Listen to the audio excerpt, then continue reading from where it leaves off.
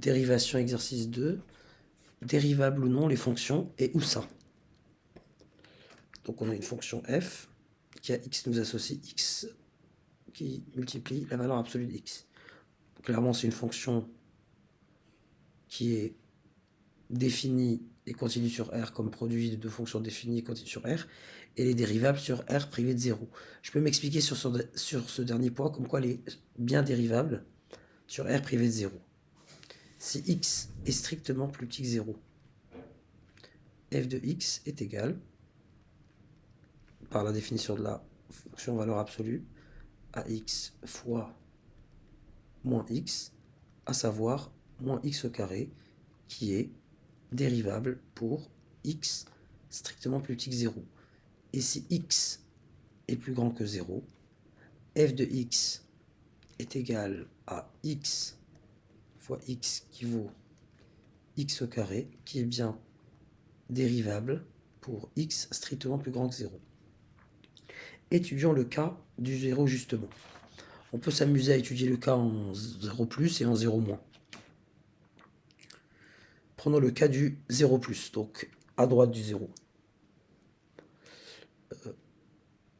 Calculons le taux d'accroissement si h tend vers 0 plus. On aurait alors f de h moins f de 0, le tout sur h est égal à, du coup je peux remplacer en 0 plus pour x donc strictement plus grand que 0. F de h va valoir h au carré sur h, qui me donne h fois h sur h. J'élimine les facteurs communs. Et ce h là, quand je le fais tendre vers 0, ça me donne 0. Et si h tend vers, on va dire 0 moins, je réitère mon écriture du taux d'accroissement ou taux de variation. J'obtiens alors moins h au carré sur h qui m'amène à moins h fois h sur h. J'élimine les h égale à moins h, qui lorsque je fais tendre vers 0, me donne bien 0. Donc les deux limites coïncident.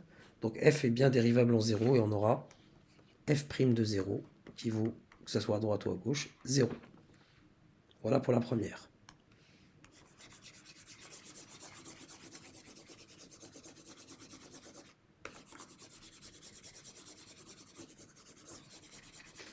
Pour la deuxième,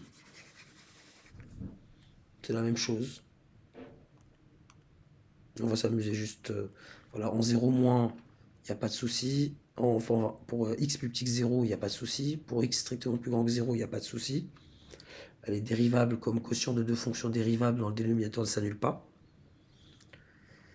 Et on va calculer le taux d'accroissement. Et on va faire tendre h vers 0.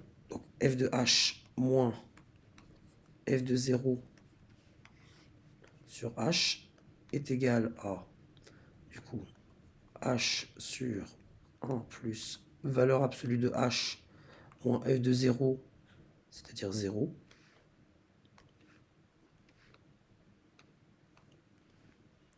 Le tout sur h. Or, diviser, c'est multiplié par l'inverse. J'obtiendrai alors h facteur de h sur h facteur de 1 plus valeur absolue de h, soit 1 sur 1 plus valeur absolue de h, qui lorsque je fais tendre h vers 0 me donne 1. En 0 plus ou en 0 moins, ça ne changerait rien. Donc g est bien dérivable en 0 et g' de 0, le nombre dérivé en 0 vaut